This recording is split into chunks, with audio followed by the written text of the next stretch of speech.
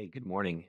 Just want to share some news that's come down the table from or come down the chain from our clients. They're very concerned about the federal cuts that they're enduring right now as they're trying to do their mission, stay on mission, and serve them as many clients as they can. Many of our food bank clients learned last week that $500 million that was appropriated from Congress in December of 24 has been cut, and so they learned specifically that um, they will not be receiving what they anticipated for distribution of food in the summertime. So the clients are asking us, what do we tell our donors about this situation? And so I've come to the conclusion that after talking with some of the donors on this, that what we have to do is develop a plan to speak to people very directly about the actual situation. So I've communicated with our clients. Many of them are food banks, but not all of them are food banks. To look at what the impact is going to be, and then start communicating that with donors. So when communicating with donors, state facts. Tell them directly what's happening. For example, one of our food bank clients lost 16 truckloads of mostly protein that has been canceled that they anticipated to be delivered in May. Be very specific about what the impact actually is.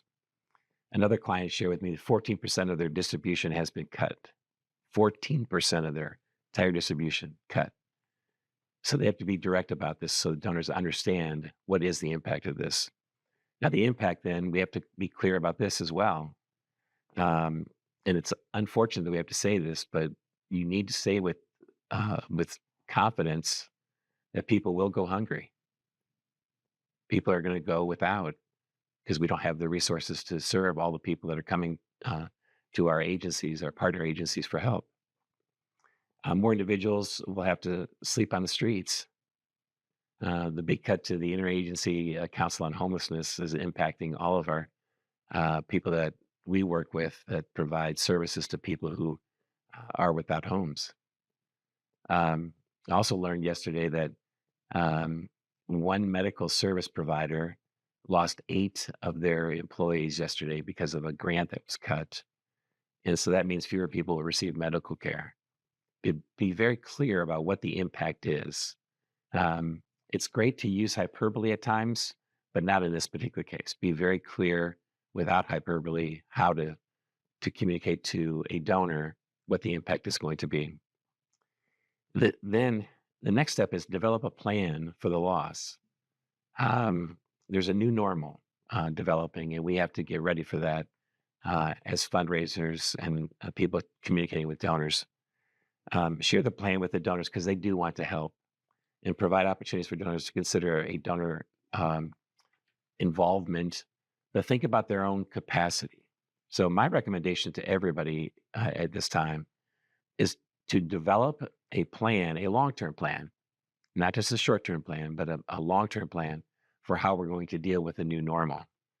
Um, One large private foundation CEO I met with last week, she shared with me, she said, Brad, we're overwhelmed with requests right now, and we want to help. We're going to help, but we can't be the long term solution.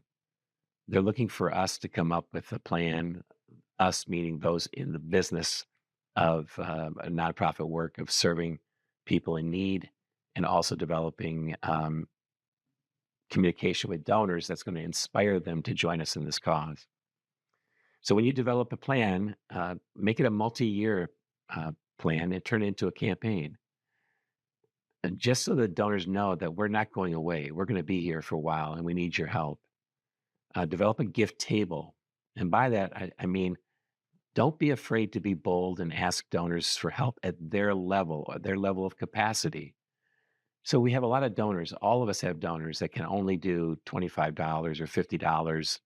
And maybe they can do it monthly even, but they don't have the capacity to write you $1,000 check. But don't be afraid to ask the donor that can write you $1,000 check for that type of investment in this campaign. Don't be afraid to ask somebody who has the capacity to give you $5,000 to give at that capacity for this campaign. But again, develop a clear case for support. Know what's going to happen when a donor makes this investment in your organization. And then provide detailed stewardship. This is the one piece that I wish everybody would fully understand. At this time, there's a lot lack of trust in the nonprofit uh, community, and by that I mean donors don't always know what you're doing and how you're doing it. And that's probably our response. That no, it's not probably. It is our responsibility to be clear about what we're doing and how we're going to impact this cause. And it's called stewardship. Just give donors answers and let them know how you're making a difference. And lastly, I just want to say, let the donor know you're still on mission. You're not going away. You have no intention of stopping uh, until you reach your goal. Donors want to know if this obstacle is going to deter you in any way. And I think you need to let them know, nope, we're still on mission. We're here for the long haul. We're here to serve the people that we are committed to serving, or the cause that we're committed to serving. And we're not going away. Even though there's a temporary obstacle in our way, we're going to work past that. We need your help. And would you join us on this mission? Be bold, be clear, and don't be afraid to share facts. Let the people know what the actual facts are, and give them the specifics. If you lost 16 truckloads, let them know that. If you lost 8 of your staff members let them know that. That way they'll be able to deal with um, the current opportunity that's in front of them. Well, thank you guys. Thanks for your good work.